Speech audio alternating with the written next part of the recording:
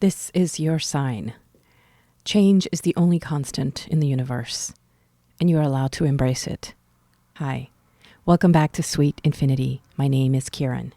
I'm on a 30-day challenge to read one card from one of my oracle decks or tarot decks, talk about it with you, discuss the artwork and the meaning of the card, and interpret it in a way that I hope resonates for you too. So today I'm going to be reading from this deck. It's called the Modern Witch Tarot Deck by Lisa Sterl. It has a very modern interpretation of the traditional Rider-Waite deck. So I really like it because it uses some new technology, and the cards are interesting. They're pretty thick. They're quite big, but still comfortable. The imagery is very unique. It still uses the Rider-Waite as its inspiration, but it reinterprets it with new types of figures, different types of bodies, different people of different genders and races and everything like that. And it uses modern clothing in a lot of cases, or modern looking devices, laptops, phones, things like that. You will see that in here. Just trying to find a card that has some of that stuff to show you. Just modern looking figures that are more relatable, like is the High Priestess. She's sitting with a laptop. There are interesting interpretations in this deck. So let's shuffle and get started. While I shuffle, I would love it if you could like this video, subscribe if you're not already subscribed, and leave me a comment and tell me if you resonate with any of the tarot stuff that you see out there, or is it something that you have never really explored before? Because I know it's something that you're either into or you're not. And then also there's a lot of misconceptions about it. Like people think it's this or that, or there's something bad or evil about it. But honestly, it's just artwork on a bunch of cards. And it has meaning ascribed to it because it contains these sort of archetypes of human experience, things that everybody goes through. And it doesn't have to be anything more than that. That's how I see it. I see it as a tool for stimulating my subconscious and coming up with patterns and understandings and knowledge and insight that I have gathered from different places. But the cards depict that in a visual way with like little pieces of artwork. That's how I see it. This one, for example, is Four of Swords, and this is about rest and taking a break and not being constantly on all the time, and retreating sometimes, just taking time for your body to rest. I think that's cool. I think that there are different ways to interpret different cards, and that's how I do it. So let's shuffle and pick a card. Okay. The card for today is the Hermit. This is the 9th card of the Major Arcana. So there's the Major Arcana, which is the first 22 cards. And then there's the Minor Arcana, which is 4 suits, which stand for basically the 4 elements: earth, water, air, and fire. But this one is part of the Major Arcana, which are the sort of archetypes of human experience. They stand for different concepts. And so this one is the Hermit. And the Hermit is about enjoying your solitude. There's a difference between being alone and being lonely. And I think everyone needs time to themselves. And that's okay. And that could be called being alone or solitude. And it can be a very beautiful, enriching time. And some of us need more than others. Maybe we're introverted or whatever you want to call it.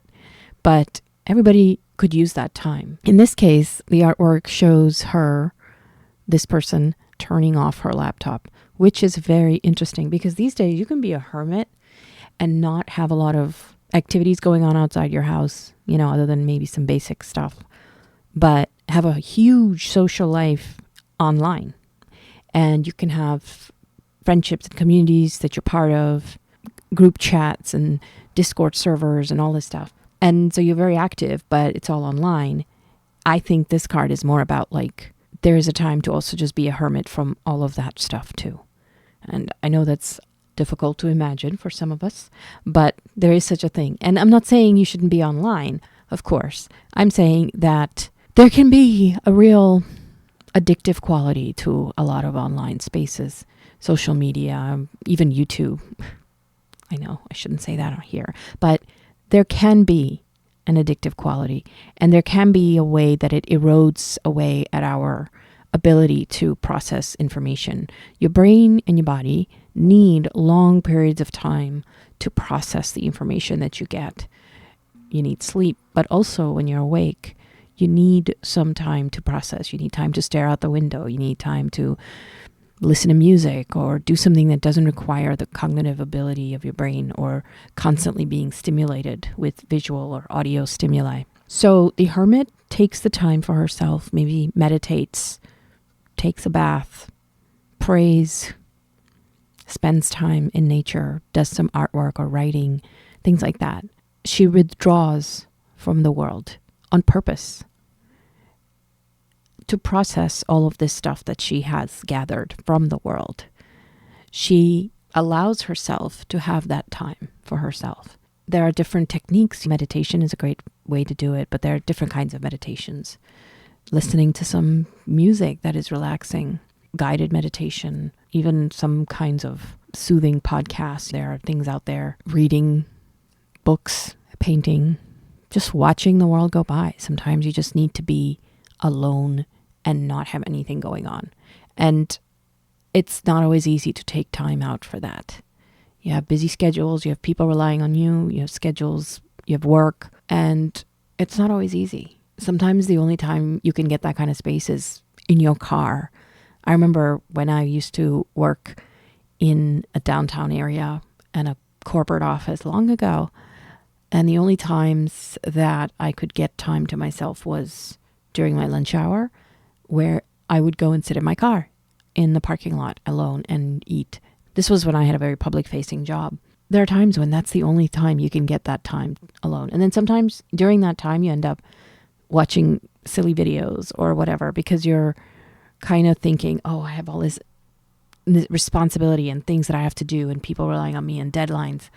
And you feel that that's the way that you have to unload is by just watching something else, consuming other kind of content, right? And that can be nice. I'm not going to deny it. I'm also into that sometimes. But the hermit is a reminder when this card shows up that even consuming content can be a way for us to avoid having that time with ourselves that we all need. So, is there a way that you can incorporate some quiet time in your life? Some time when you give yourself permission to be a hermit on purpose. To withdraw not just physically but also mentally from whatever it is that engages you all the time. It could be 10 minutes, it could be half an hour, it could be 1 hour, it could be whatever time you can spare at a time period when you have that kind of ability to just be and give yourself permission not to have anything on your head at that time, not to have any deadlines, not to have anything expected of you, just for a little while, and just be in that space. If you have an activity that you like to do, like maybe you like to crochet something, maybe you are into coloring, give yourself that time. It's okay for you to take the time sometimes to just be with yourself and nothing else. Meditate if you can, but even if you can't or don't want to, that's fine. Play some music. I like music that doesn't have a lot of words. So there's like playlists you can get. You can get long 8-hour streams of music that's very classical music or some kind of natural music or music from different cultures around the world. That's instrumental. It's not heavy. It's very light. It's very ambient. Or spend some time with an animal if you have a pet.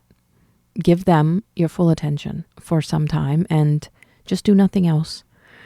You're allowed to withdraw your energy from the world. That's what the Hermit card is telling you. And it's normal and it's natural for us to want to do that and to do that sometimes. And it's also important to let those around you have that space too. Sometimes it can feel a little awkward if you're not used to that, to give people space. These days there is an epidemic of loneliness. And I understand that saying that one can be a hermit on purpose might feel a little strange because people are so lonely and alienated. But there's a difference between being alienated and lonely and being a hermit on purpose, or being withdrawn, or being okay with being in solitude. because there's that aspect of you chose to do it. You chose to be with yourself and keep yourself company. And when you do this, you might even become aware of your own thoughts and the fact that you don't feel alone. You might have narration and conversations going on in your head, and that's okay too.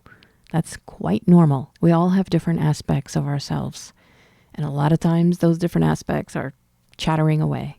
And a lot of times people are afraid of that. I feel like people don't want that because they want to just be distracted from their own inner voices. I've known people like that. And I've even been in that situation at different times in my life.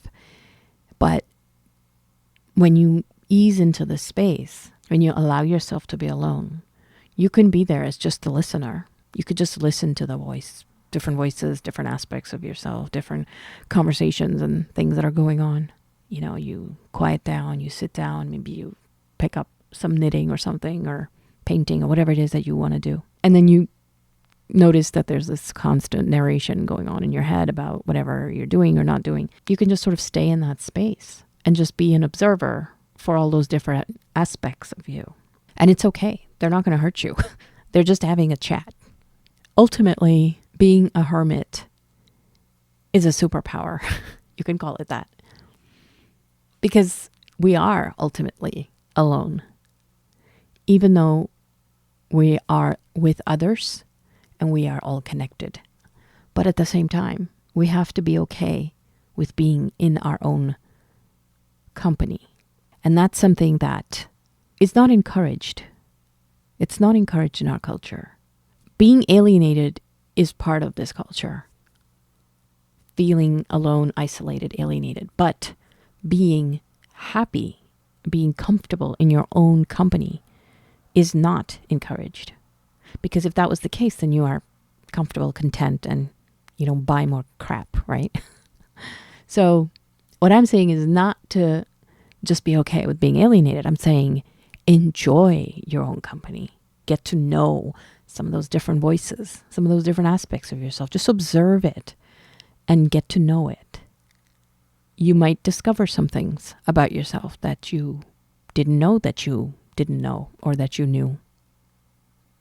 I think you will be very happy to get to know yourself, to embrace your inner hermit. And that includes even tuning out the internet.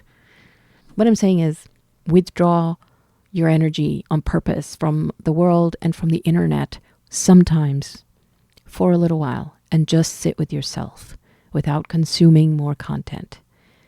Just do it for 10 minutes. Try it. And then you can do it for longer if you want.